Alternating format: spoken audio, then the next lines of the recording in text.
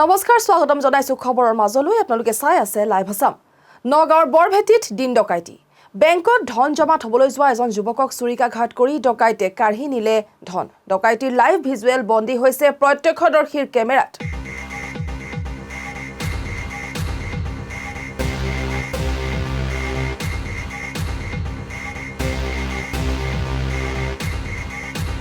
আমি পুনৰবাৰ আপোনালোকক জনাইছো নগাঁৱৰ বৰভেটিত দিন ডকাইতি। বেংকত ধন জমা থবলৈ যোৱা এজন যুৱকক চুৰিকাঘাত কৰি ডকাইতে কাঢ়ি নিলে ধন।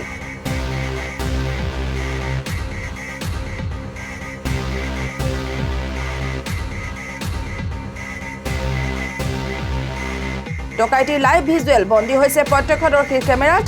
আহত যুৱকজন কাকিৰ বনমালী চন্দ্ৰ। বন্ধন বেংকৰ হৈবৰগাঁও শাখাৰ কৰ্মচাৰী আছিল বনমালী। এখন ব্যক্তিগত চিকিৎসালয়ত চিকিৎসাধীন আহত বনমালী। ঘটনাৰ সন্দৰ্ভত আৰক্ষীয়ে আৰম্ভ কৰিছে তদন্ত।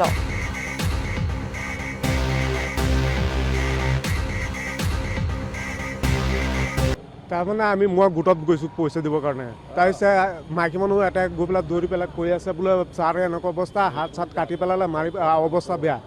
তাৰপিছত আমি দৌৰি পেলাই অফিচৰ ছোৱালীজনীও আহিছে, আহি পেলাই ছোৱালীজনী বেহুচ হৈ পৰি গৈছে।